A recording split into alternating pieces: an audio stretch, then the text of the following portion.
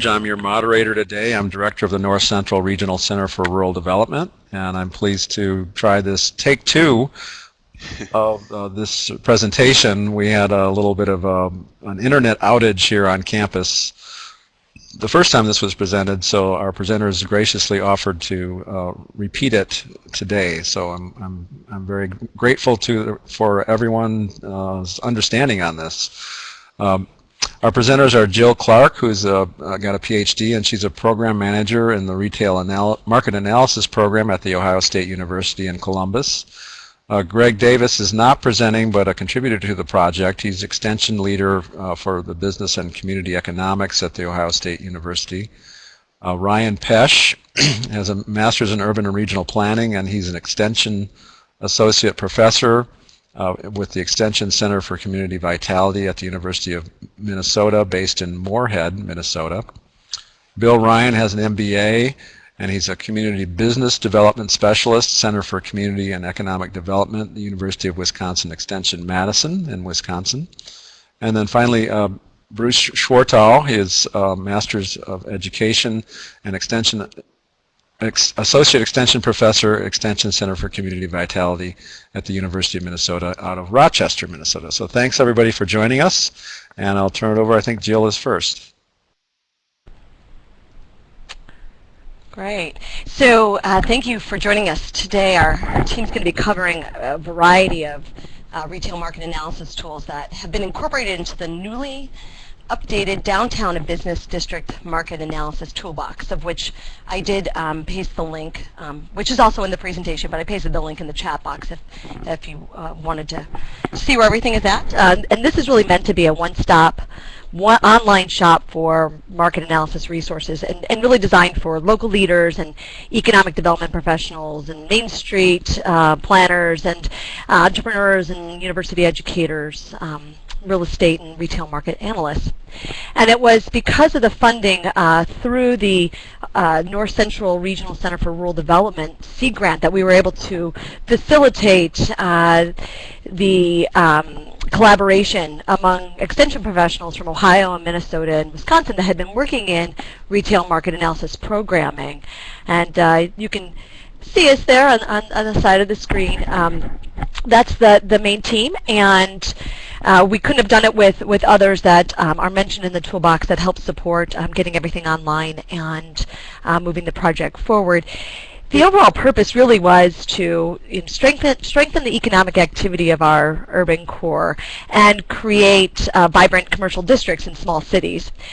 The toolbox does address more than retail, but in this webinar we're going to focus specifically on retail.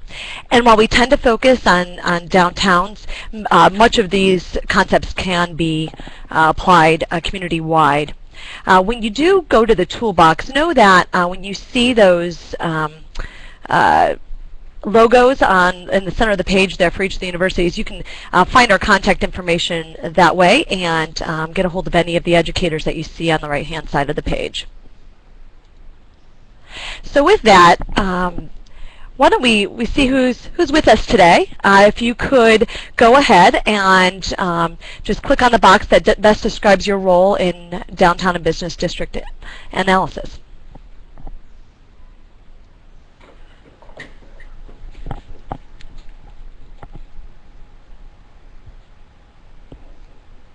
Okay, we'll give it couple more seconds. And if you would, if you're clicking on other and you just want to kind of type the role that you play into the chat box just so others can see what some of those others represent, that would be great. Okay. Well, it looks like we have plenty of extension educators, my colleagues online, and a good representation also of economic development professionals and Main Street coordinators. And as you can see, some folks there also typing in and the other roles that they play. Great. Okay. So we want to close that poll, please. Right. Thanks. And I'll hand it on over to Bruce. Hey, thanks, Jill. It seems like we're seeing here on the screen are far too common in many communities. The business district is either moving to the outskirts of town or worse yet, they're shrinking down to convenience center levels rather than full service downtowns. Either circumstance has that symptom of empty storefronts, and that creates a concern about the vitality of the business district by investors, by adjoining store owners, city leaders, and local residents.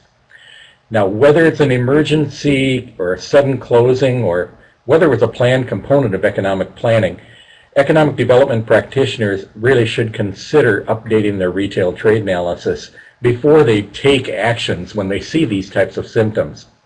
So what we'd like to do is have a quick poll here on how you would characterize how your downtown area is right now and how you would describe your current retail economy in your community. And so if we can expand that box so you can see the full choices there.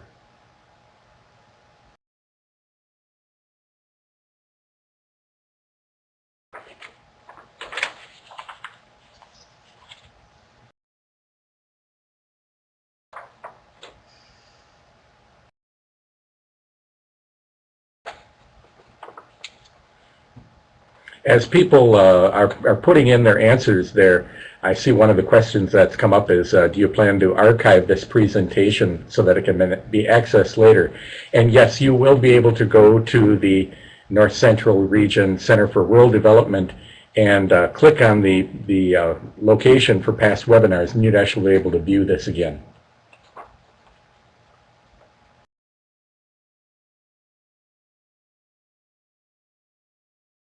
Okay, so as we've got there, we can see, looks like the most common answer that we saw here was 24 of you said we are generally stable, but the empty stores are growing slightly. And 13 of you said the downtown is in serious condition. So if we can close that poll out and move to the next slide.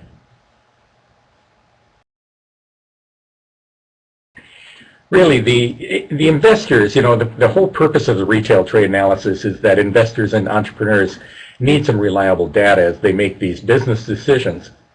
This may include information about customer purchasing trends, local competition, regional competition, demographic and income patterns, as well as understanding how existing businesses view this community as a place to do business.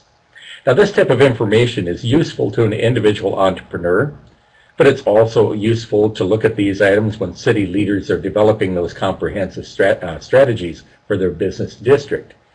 By being proactive, they stand a better chance of being able to keep, by keeping their current businesses or understanding what type of businesses they might be able to fill an empty storefront when that situation arises.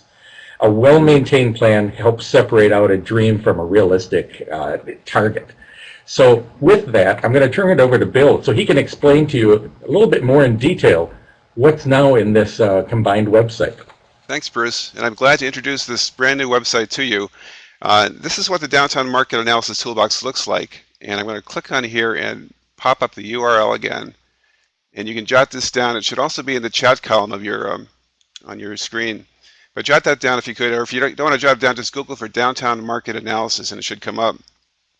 Again, this is a self-help resource for downtown and economic development leaders in our communities, chamber directors and economic development people and downtown bid and Main Street type directors, with the idea of having Extension come in and help them with this analysis, because there is a lot of technical content to the market analysis that Extension could be a valuable source of assistance to the community.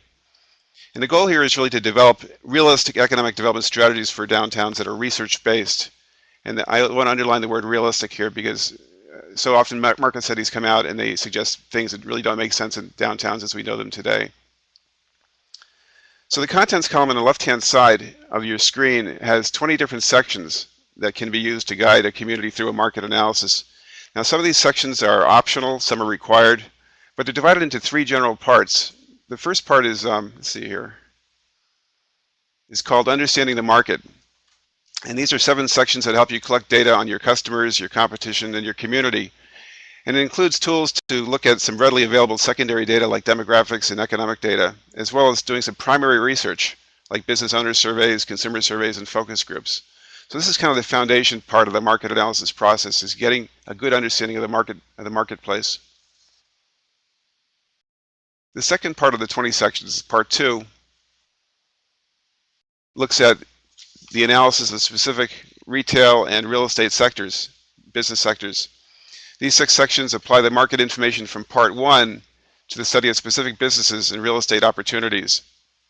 Now I want to point out here that retail and services is only one of the 6 different categories here, 6 sections. Other sections in the list here include restaurants, arts and entertainment, housing, office space, and lodging. And given the realities of retail today, we encourage communities to see retail as only one of various uses of downtown space. The third part of the contents column looks at how you take this stuff and put it to use and take it off the shelf and make sure that it's meaningful and giving direction to your economic development strategies in your community. These last 7 sections are designed to help you develop an action plan from your research. And so part 3 builds upon part 1 and part 2. Market data and findings from earlier sections to be used to direct business expansion, business retention, business recruitment, and other broad strategies for downtown development. So section 3 builds upon sections 1 and 2. Of the sections that are most common and most used by most market studies would be the ones in part 1, which we'll cover today in some detail. Now, as I look at this listing of to-do tasks in a market analysis, I'm saying it's easy to prescribe what should be in a market analysis. The tough part is actually doing it. And the tough part is engaging a local study group of business leaders and community leaders to actually roll up their sleeves and do this analysis with us, with Extension. And our feeling is that this is not a consulting type listing of tasks, but rather a learning exercise that we go through with the community. And we work with them side by side, we roll up our sleeves side by side, and we share ideas side by side to develop a realistic market analysis that has local ownership in the community, as opposed to a consultant approach which is prescribed from the outside. But again, it's very hard to engage an active and meaningful group of people with busy schedules to devote to this market analysis process. That's why it's so important for an extension educator to be at the table to help guide the process along the way. Now there's one more part of the toolbox I would sort of point out to you, and that is this menu bar on top. The menu bar provides a useful resource for finding data, data sources, accessing industry trade association information. So if you're looking at an antique store or a floral shop, it can give you some links to different industry associations to guide you into more information, market information regarding those specific business sectors. And also in the menu bar are some example studies from around the Midwest that can give you, your clients, your community, some examples of what a market analysis looks like and how different communities have approached it. Now we're going to spend a little time right now looking at part 1, understanding the market, the foundation piece of the market analysis process, to give you an understanding of what those tools look like. And Ryan, are you there? I'm here. Do you hear me? Yep. Very good. So I'll get into the little part about trade area analysis, and really this is one of the most important parts about, like as Bill was talking about, kind of having a realistic and good market assessment, doing a market analysis.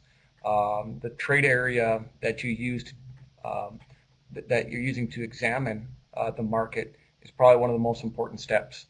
And it should be pointed out when doing trade area analysis in the community that really every individual business in a town has its own trade area. You could have a very popular destination store that pulls from a very large geographic area, and you might have a small convenience store that pulls from a very limited area, or even by even a neighborhood area. And so the real key to doing a kind of a good market analysis that represents an entire community is to try to find a trade area or trade areas that best represent that geographic area where a community generates a majority of its customers. In some communities, in some smaller communities, this might just be finding a single trade area that best represents where they're pulling their customers. From other more complex communities that have a kind of a strong mix of convenience businesses and destination businesses, you might choose to do kind of a 2 trade area analysis, one for a convenience trade area and one for a destination trade area. And in my neck of the woods, I live in the Lakes District of Minnesota. We could also build trade areas based on people that are important segments to a community but come from a distance. So I've done a number of examples of building trade areas or trade area examination of where seasonal residents are coming from or where tourists are coming from. Some of our major factors that come into play, of course, are population and proximity to other competing centers. Typically, the larger the community, the larger the trade area, the larger its pulling power. But you could have a fairly large community that's maybe hemmed in by two other larger communities that their trade area is limited in part because of those competing trade centers being so near. But certainly the mix of businesses come into play, certain destination businesses that pull people from a large area, as we see in some communities. And in the toolbox, what we do is we sort of lay out the methods, some of the different tools people could use to define a trade area with the community. And I'll show you some examples here in a bit, but some of them relate to using GIS in mapping geographic features in terms of mapping drive times around a community, distances, like a simple ring around a community. And some of them might be more sophisticated and more accurate in terms of using actual customer addresses and zip codes. And I'll show you a couple of examples of that. But first, to kind of get us thinking about trade areas and where businesses pull traffic from, we'll look at a little work that Bill had done in Wisconsin as relates to Walmart, and certainly a large player in a destination business in some communities and its trade area. So vote on what you think is the average Walmart trade area size. So the average Walmart trade area in the U.S. includes how many people? Some people were on this webinar before. They already know the answer to the first poll. So it's it really isn't fair.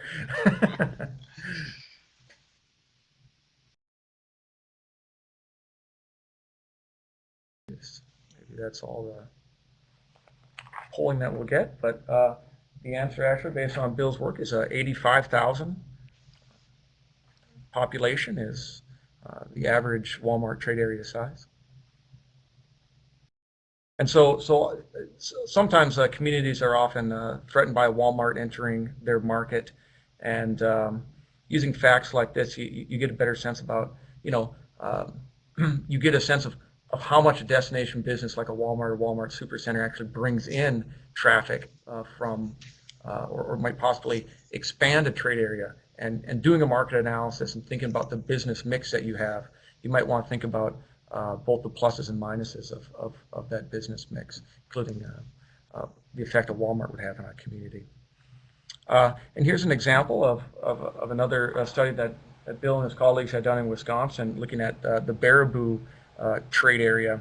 And you can see some of these tools in play that they provided in order to define kind of a reasonable trade area for the community. And let me get to my little arrow here.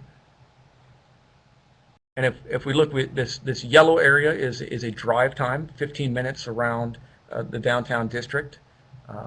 The red area is a 30-minute drive time around the area. This green shaded area is an equal competition area based on where Walmarts are located in the area. And Bill and his team provided this information to a focus group of merchants and residents to help them get a sense of the context of the area in terms of where they're currently pulling customers. And based on that focus group asking people about where do you think Baraboo pulls the majority of its customers, they came up with this dotted line here. Because oftentimes, this is a method that we use in Minnesota as well, and oftentimes merchants know quite well where their customers are coming from.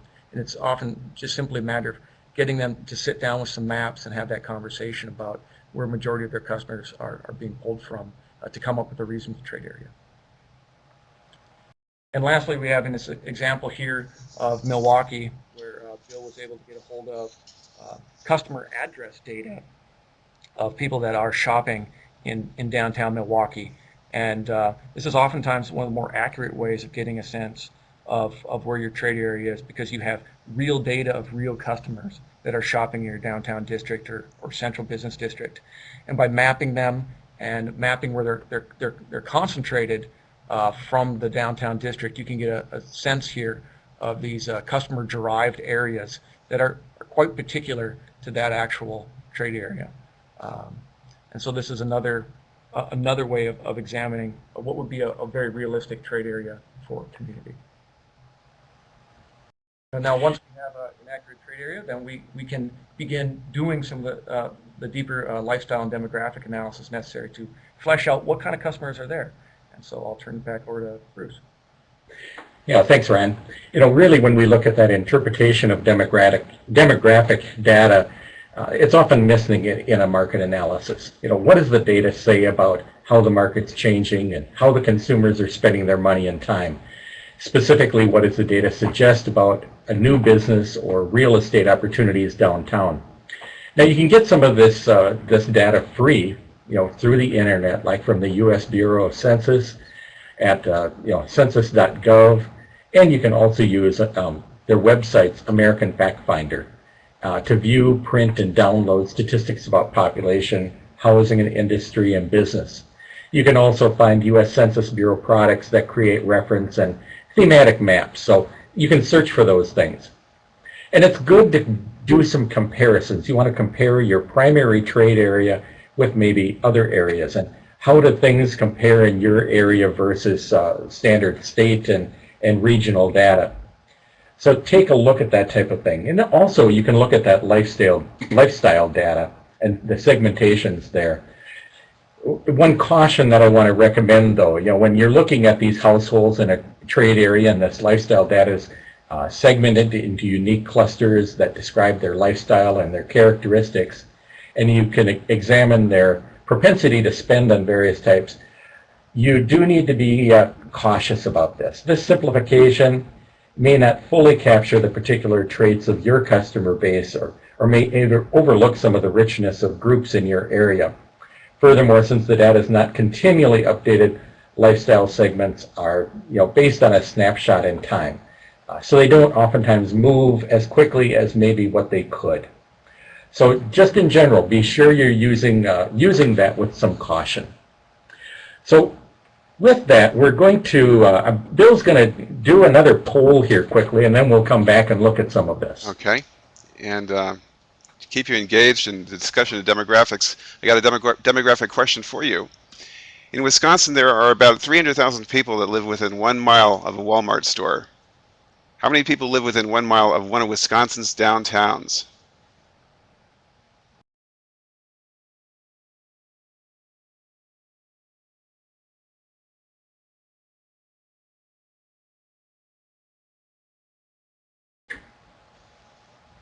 Answers are coming in here.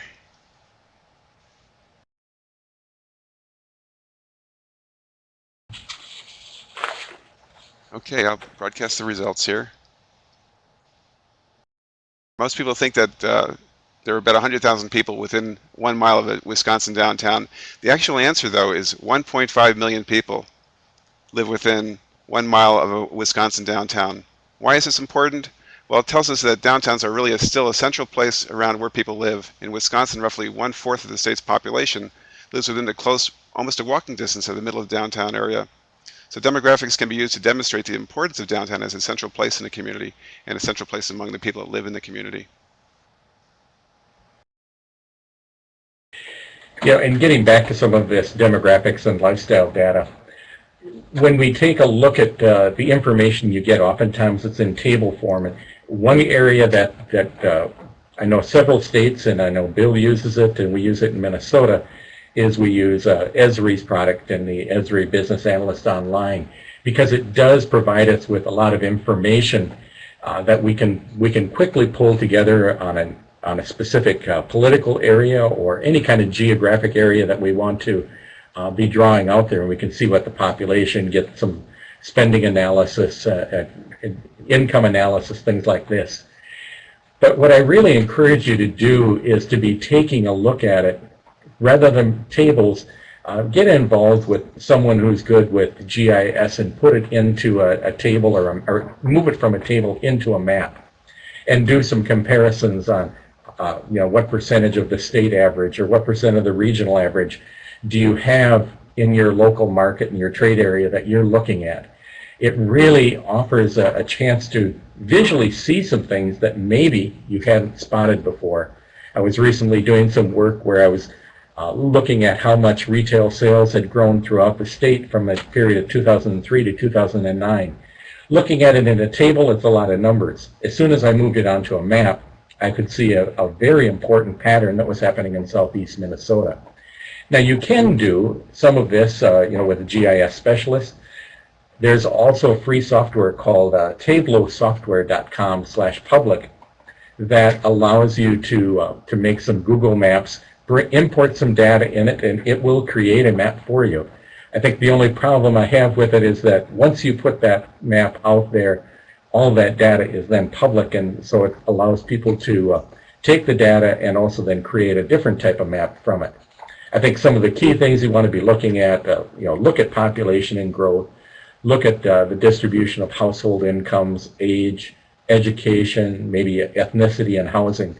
But definitely, as Ryan was pointing out earlier, if you've got data that shows where your customers are coming from, or visitor analysis if you're a tourist area, those are very important things to be looking at. So with that, I'm going to turn it over to Jill. Great. And Bruce, if you could insert the URL, that would be great. Jill, can I just jump in for a second? Sure. And that is the Esri report that we have on the screen here. We're not really recommending Esri or any one particular company. There are various data providers that are out there. In fact, the second image you see on the screen here is a report from Claritas, another major data provider. But we're just showcasing these as examples of how you can get data already packaged for you for your particular analysis. That might be a lot easier than doing a lot of data mining on your own.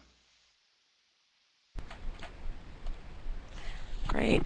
So part of understanding your market is also really seeing how the downtown's positioned in the broader economy, both locally and regionally. And this part of the toolbox talks about some of those resources that a downtown has that will give it a competitive edge. And thinking about the 1.5 million people that live within a mile of these downtowns, it's good to have a handle on what are the resources and what you can do with them. So thinking about this a little further, in the toolbox there's sections on each of these, kind of getting to know your numbers.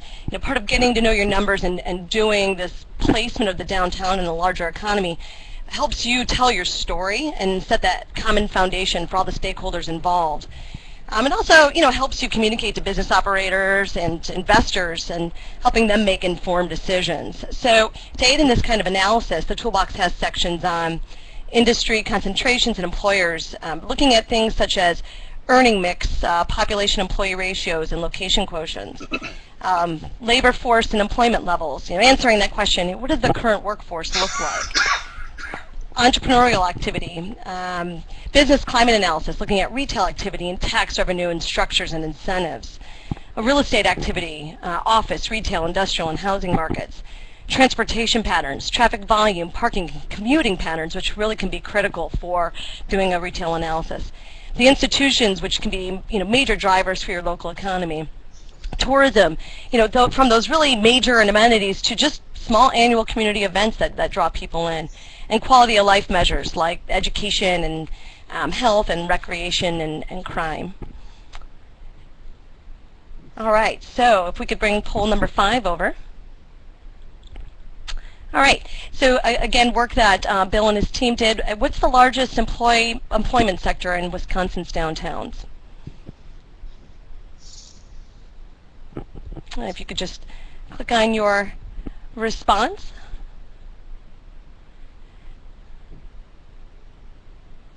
And part of knowing what the largest employer is also knowing what your daytime customers might be, whether it be retail or restaurant. Okay, if we could broadcast those results. All right, and Bill, the answer is? The answer is public administration. All right, thank you. Okay. And the point there is that we often think of downtowns as being a retail center, retail employment, but really downtowns are made up of manufacturing, administration, and other uses. Well, and creating those visuals, as Bruce was pointing out earlier, making something visuals can be very powerful.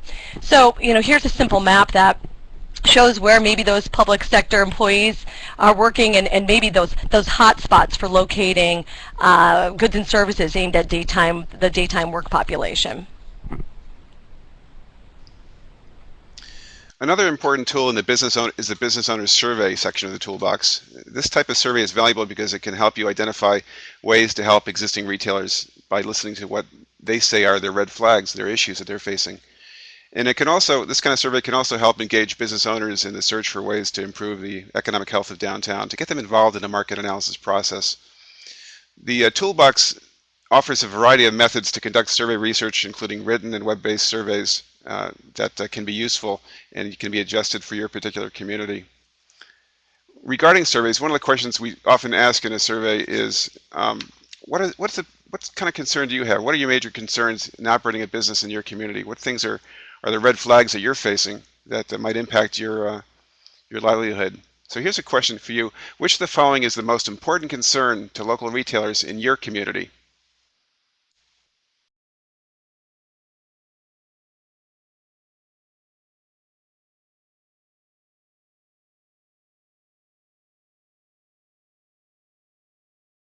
And I think if you want to change your answer, as you read down the list, you can change your answer.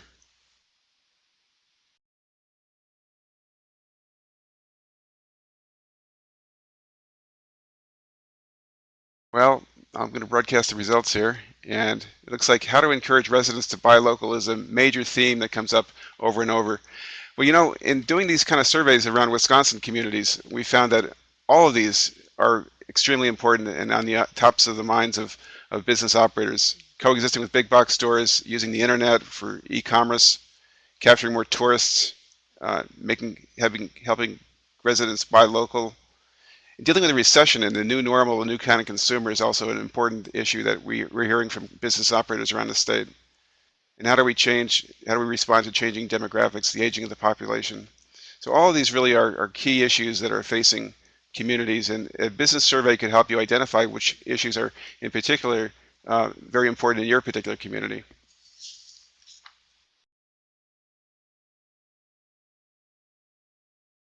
The toolbox also contains a section on consumer surveys, and these surveys can help local businesses learn how to serve their trade area better. And the consumer surveys can include questions like, why don't you shop downtown? Or what products and services are lacking downtown? Or how can the business district be improved? What can be done to the streetscape, to the atmosphere to make it more inviting to the consumer? Again, the toolbox offers a variety of tools, including written and web-based surveys to do consumer surveys in your community. A lot of these are time-consuming and take a lot of effort in the market analysis process, but they're very helpful in providing local specific information from your consumers and potential consumers.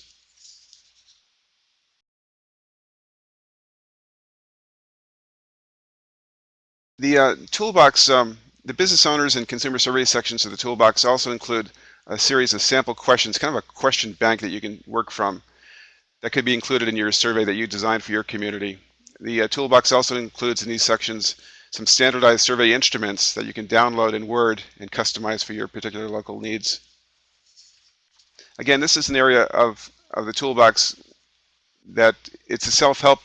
There are self-help sections for our community to use, but so often the community can benefit from the help of Extension coming in and giving them some technical guidance on survey design and survey research to help make sure that it's going to be an effective and useful tool.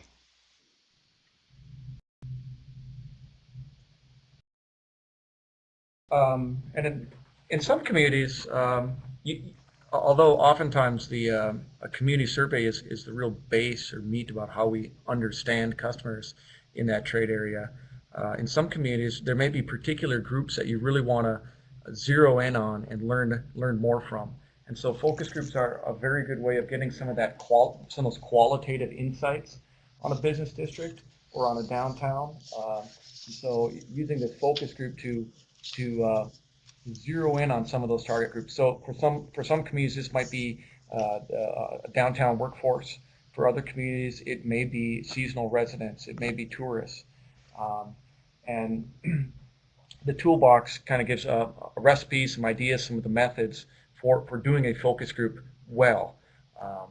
Certainly having at least multiple groups so that we're not basing too much of our decision making on one single group of people. That could have its own dynamic, but also some of the methods in terms of creating a non-threatening environment and a few sample questions on how to ask these more open-ended questions that are harder to get at in a customer survey, and getting people to try those methods to elicit that information out of a focus group. And similar to what Bill was saying about customer surveys, oftentimes our extension educators do this type of facilitation work, and maybe very appropriate professional or another kind of professional to help facilitate those focus groups. Another part of the toolbox is learning strategies for learning from places that are outside of your zone of competition. What kind of retail can similar communities support? What economic development strategies have they used? So in this part of the toolbox, we review how to select communities that are in a similar market position. And once you've identified these communities, we review a process for learning from these, what we call peer cities. Selecting communities in similar market positions takes us back to that basic retail hierarchy, which is the reasoning is, if you're a small hamlet located in a relatively rural area, it really doesn't make a whole lot of sense to compare yourself to a major urban center. And so we talk about strategies for identifying your peers in that way. We also talk about looking at your peers as far as function. So if you're a tourism town, a bedroom community, a college town, or a county seat, or maybe a theme-based town like a casino-based town, we talk about ways to identify peers that have similar functions. To further refine your search, you of course would want to focus on those communities that are successful. And so you can look at case studies on other successful downtowns. National Main Street Center offers case studies, International Downtown Association, Urban Land Institute, American Planning Association. Look at articles in Travel and other magazines. Be looking at websites and literature, asking your colleagues from around the country, other planners if you're a planner, or economic development professionals, or extension educators. And once you compare, or once you've identified these places, you can compare, going back to some of those local and regional economic factors I mentioned earlier, you can start to compare yourself to these other places, or do some sort of peer-to-peer learning through visits or an exchange program like First Impressions.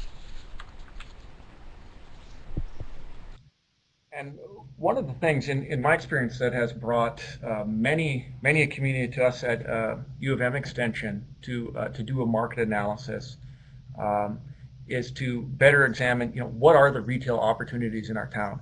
Oftentimes, I'm just brought with the question of, we just don't have enough information about what are the gaps in our community.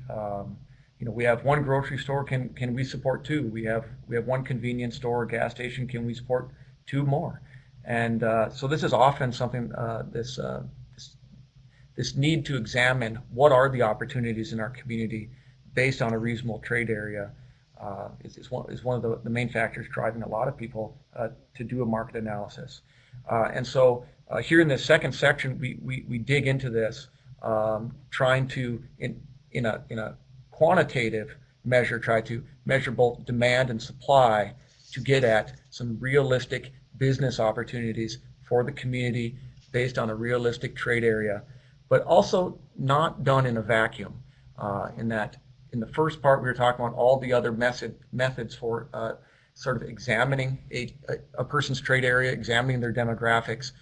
This really comes into place in this reasonableness check, where we're taking in the information. We're just not looking at a gap analysis alone to find, what are those opportunities, but also take that gap analysis, which I'll show you here in a second, and bring in some of the other methods that we've used to measure the trade area and measure that market to see if what we're seeing in that gap analysis makes sense. And so one of the major tools that you'll find in the toolbox, I know a lot of people find a lot of use for, is this gap analysis calculator. So it's spreadsheet-based calculator that's free, available for download here. And what it does is examines a whole range of real traditional retail and service businesses that we commonly find in central business districts and downtowns by their NAICS code, their name, and what we did is we based it on the U.S. economic census, which is really one of our best data sets out there for doing this kind of examination. And in a spreadsheet form, we have what is the per capita spending in each of those categories, and we translate that into average sales per U.S. store, and then based on the trade area, the number of people living in that trade area, and these first two calculations, we can do a very basic gap analysis, and we get those measures both by sales, but also number of businesses to find a gap, as well as from the Urban Land Institute, a measure of square foot, where we have that data available. Ryan, if I can just add to that Excel worksheet there, we're here looking at resident demand, and so this really doesn't capture the tourist demand or the in-commuters or people that don't live in the community. It's really a calculator to look at spending by people that live within the trade area. We're going to talk about another tool now, a tool related to something called market threshold. And but to get you thinking about this, here's a quiz for you. In Wisconsin, the top 3 categories of businesses that line main streets include which of the following?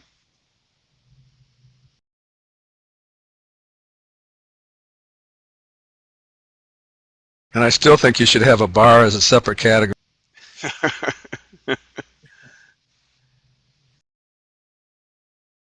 And we're assuming here that Wisconsin is representative of the rest of the Midwest. It may not be. Well, on the bar category, I don't. Wow, there's consensus here. Okay, I'll broadcast the results here. But you're right. 80% of you think that restaurants, bars, and hair salons are the businesses that really line our main streets, and they do. From both the very small towns to the very large cities in Wisconsin, restaurants, bars, and hair salons are the most common types of businesses we see anchoring our downtowns. And retail really has kind of fallen off in recent years, as you can imagine. So this is important to understand what kind of businesses are currently operating and surviving in our downtown districts. And it deals with the concept of market threshold. If I can move this poll thing to the side here, Scott. Okay. So the toolbox in the retail section contains something called market threshold. It's one simple retail analysis tool that relates to the concept of how many people does it take to, of a certain type of business does it take to support in a community. So in the toolbox here, we're looking at data for towns of 5 to 10,000 population and the average number of businesses in these categories in those downtowns. And we have different size categories for larger towns and smaller towns, but it gives you a sense to see what is the spectrum of the business mix in our downtowns and our communities. So in this case, these towns of 5 to 10,000 population, there are 45 of them in the state. Within a half-mile of downtown, at the center of downtown, there are 8 restaurants, 7 beauty salons, and 4 drinking places. And how they all fit together as a niche, I'm not quite sure, but we eat a lot, we drink a lot, and we try to look good.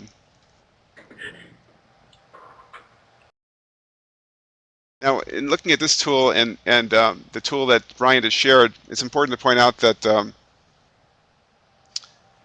these are tools that really can't be used individually in coming up with an answer on what kind of businesses are needed in the community. We're suggesting that you look at a variety of factors, a variety of tools, the supply-demand calculator, some other work that Bruce will share in a second, as well as demographic data and lifestyle data and other types of data that we've collected along the way, survey research, and use all that information to help make your decisions on what kind of businesses would be most appropriate for your community. So everything that we're sharing with Vicki had a question about assumptions versus related to local purchasing. This is just kind of there's really no local or non-local in this. It's all mixed.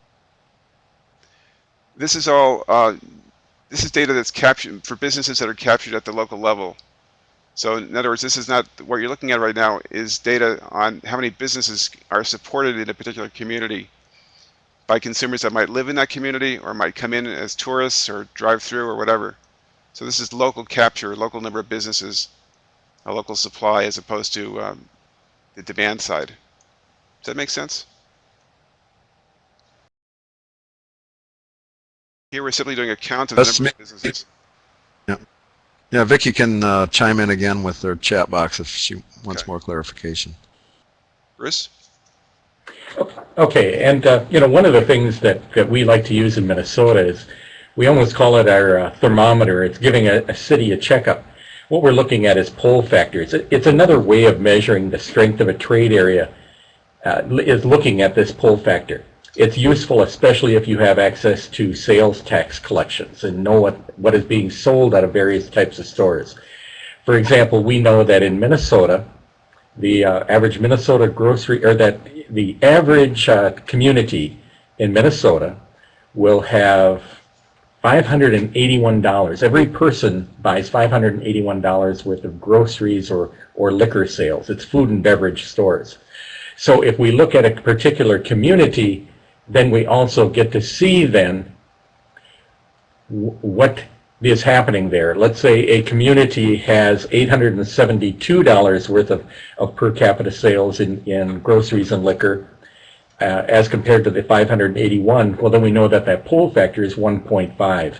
In other words, they're bringing in 50% more extra population that's purchasing groceries and liquor within their community. Anything that's bigger than 1, meaning the state average, means that they are a draw for this. Now, we can do this on total taxable sales. We can do this on any individual category, like I just mentioned with groceries. You can do it on anything like that, so you can see what are your strengths within a community. What are the things that people are coming to that community for? You can also then compare what's happening over time, because we keep track of this data for many years in a row.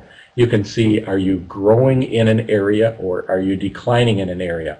How are your competitive towns that are down the road doing? So again, it's another one of those things that is just another piece in the puzzle as you're trying to put things together, is looking at this longitudinal study of what's happening in your community, strengthening and growing as compared to a decline. Sometimes it's helpful to step back from the technical analysis and kind of look at downtown from what's really going on there with some realistic lenses on our eyeglasses. So another retail analysis tool that's affiliated with the Toolbox is called the Innovative Downtown Business Clearinghouse.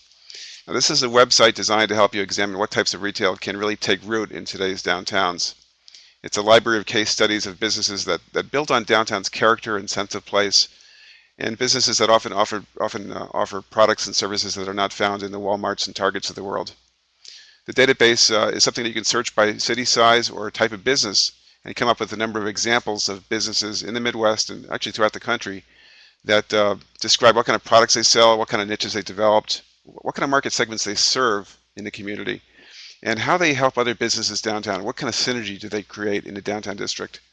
So it's a useful tool to use in the market analysis process to understand retail in downtown districts and what really works in today's economy with the way people shop today.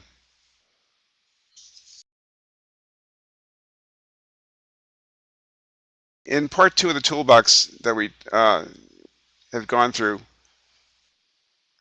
our focus really has focused today on retail development. However, our toolbox encourages communities to consider other uses, mixed uses for downtown. And mixed uses generate traffic for a variety of businesses at various times throughout the day and week. And businesses can often benefit from this synergy created by a mixture of uses in the downtown district for a number of reasons. So in the rest of part 2, which we won't get into today, there are other sections that deal with what kind of restaurant concepts might make sense. What are the arts and entertainment preferences of people that live in the community? What kind of housing, office, and lodging might make sense in the community, as well as light industrial. And we look at this from kind of a supply and demand angle, much like we did retail. Again, to give the community an understanding of other options for downtown outside of retail.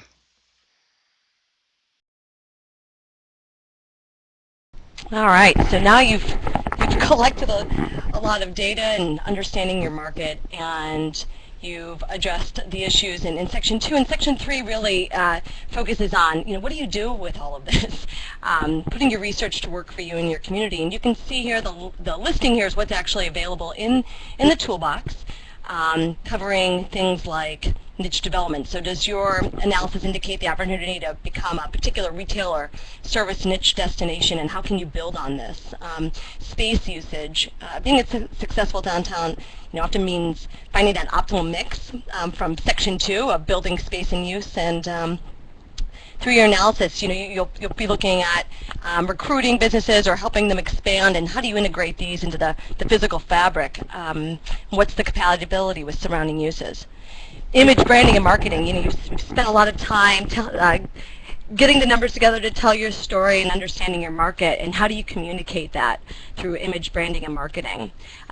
We have a section on business retention and expansion, which is a solid approach to working with businesses in your own backyard, and it also has links to 2 long-established efforts at OSU and the University of Minnesota. Business recruitment, you know where the holes are now in your local economy and community structure, and we have an 8-step recruiting process that's covered in this section of the toolbox. And then finally, we have a section on entrepreneurship, which provides some tools such as identifying potential entrepreneurs, providing supportive infrastructure, connecting entrepreneurs with peers within the community. Our benchmarking section will be coming soon.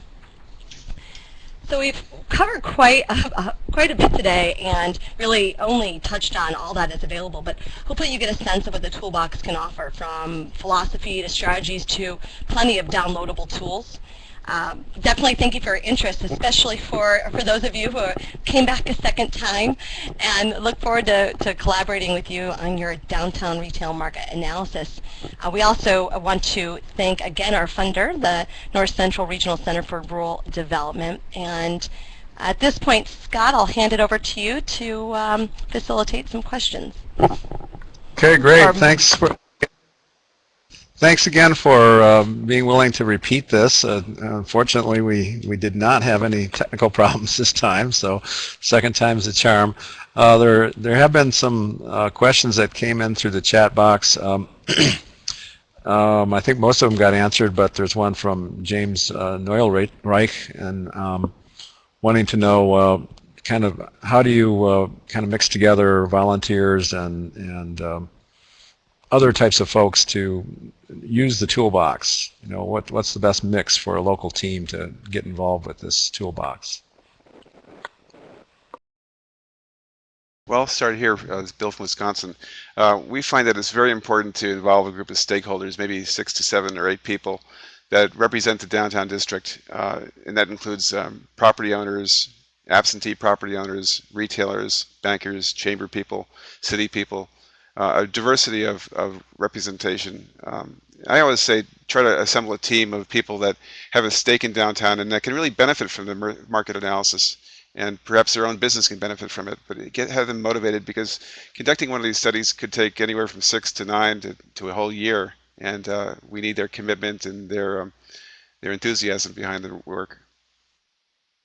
And I'd add, looking at sometimes downtowns or nearby neighborhoods have civic associations. And so, looking at your customer base that's right next to downtown or within the downtown area would be also a good place to look for volunteers.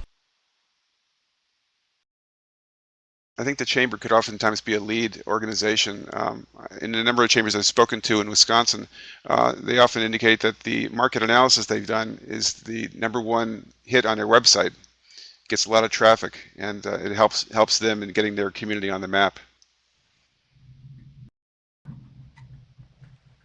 Speaking of getting the community on the map, do you see people tying this into some of the like the Google Maps and things like that as part of the applications of this data?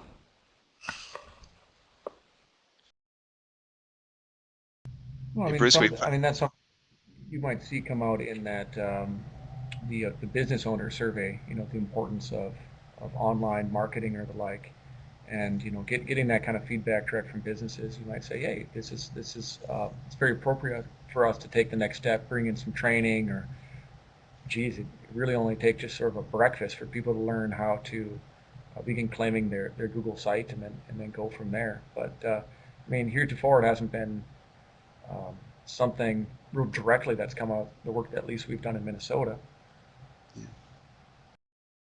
One of the things that, go ahead, Bruce. Yeah, in Minnesota, when I've done some work too, and using Google Maps and placing pins on things, it really does come out. You can see some things when you do that type of work.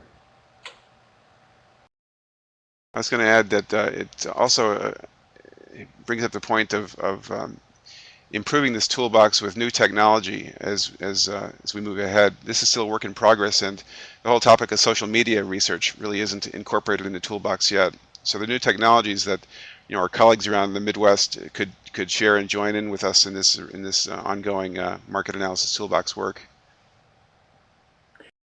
I did want to answer one question that Gary Haynes brought up earlier is, are you able to elaborate on how and when these tools apply in smaller communities, those that are smaller than 5,000, maybe greater, and maybe even smaller than 2,000? I can tell you I'm sometimes leery on some of the work that I do there, but I've got to say I was just recently in St. James, Minnesota, which is in that 2,000 range. I did a retail trade analysis where I was looking at poll factors, but I looked at the county level, and then I looked at also what data I did have for St. James as well. And we were really able to pull together some theories and look at some changes that have been occurring over time. And they were enthusiastic about it enough that they asked me to come back and repeat the presentation to a larger audience here now yet later this month. So I think really it does have some play in some of these communities that maybe at times we think maybe it wouldn't fit.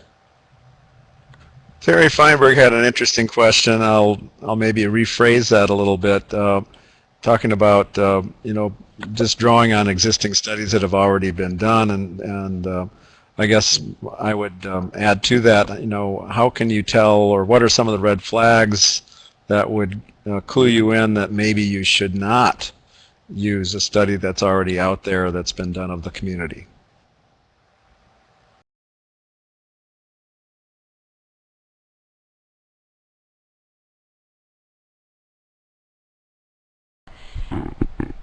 I'm not sure this is a direct answer to that question, but I think that this is a time when we can demonstrate the real use of having a stakeholder group to work with. And it actually speaks a little bit to Michael's comment as well.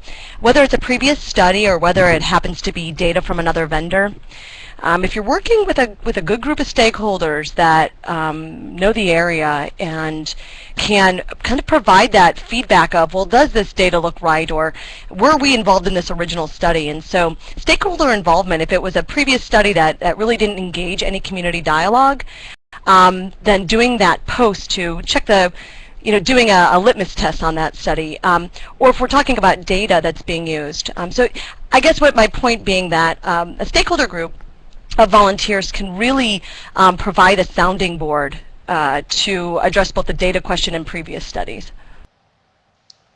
Yeah, and this is Ron too, kind of building off of what Jill's talking about. I mean, I think one red flag would be, is there any local knowledge that's been incorporated in that market analysis? Because it's quite easy to get a pretty cookie cutter market analysis done. So like even with that the gap analysis calculator that we were showing, I mean, to really do that right, you really need an accurate counting of your businesses, and nowadays with all this aggregated data that you can simply buy, it'd be quite easy just to take some secondary data source, go to the secondary data source, get a business list, and plug it right into into that calculator with a with just sort of a basic trade area, kind of a reasonable trade area, but without any kind of local involvement. And it's just done in a cookie cutter fashion, and it's without that local knowledge, it isn't all that useful. It could be very inaccurate. Good point, Ryan. And I think one of the key things in doing a market analysis in a community is to sit down at the very beginning and to put a list together of the major objectives of the research, what you want to learn from it, and then customize your work plan around that agenda, which might mean you only use 6 or 7 of the different sections of the toolbox. Well, I think too, another thing to look at is the date of the study, and realizing that the data that went into a study that was dated 5 years ago is probably 7 years old. So you want to probably look at that as well, in addition to the other things that have been mentioned. Steve Dietrichs had a question about the section of the toolbox that deals with innovative businesses. You want to talk a little bit about that, or scroll back to that part of the presentation and talk about? Sure. Here we go.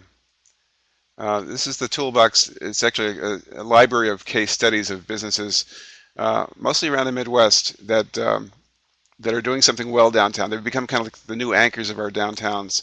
They're not competing with Walmart, they're coexisting with Walmart, and they're creating a quality place in the downtown district. And right now, it has about 125 or so examples of those kinds of businesses by different types of size cities, and by it's sortable by type of business as well. It's really to inspire communities when they're finished with a market analysis to look at, okay, we want a shoe store, but does a shoe store make sense in our downtown? Or if not a shoe store, what other kind of businesses might make sense to help fill some of those vacancies we have downtown? So it's really a reality check on what makes sense in today's downtown districts. Navigate to that, how off of the main site, I think was maybe part of the question. There should be a link. There should be a link from the retail section of the Toolbox. Okay, So when you get into very good. Market, yeah. What do you see as, or for any of you, what do you see as sort of the main places where an effort like this starts to fall down? And when you've had successful communities doing this and less successful communities, what are some of the things that sort of clue you into the fact that this community might not be going about it in the right way? Well, usually I'll start here by saying that they oftentimes fall down when the time horizon is too long. People's attention span and their ability to volunteer their time wanes after about 3 or 4 or 5 months. And sometimes if these go on for a year or so, you lose participation and you lose the momentum that you really need to carry it forward. And the other thing that would cause these community-type studies to fail is the lack of the right mix of people at the table. Oftentimes we find that it's hard to engage retailers and property owners, yet they're oftentimes some of the most important people that should be helping with the research.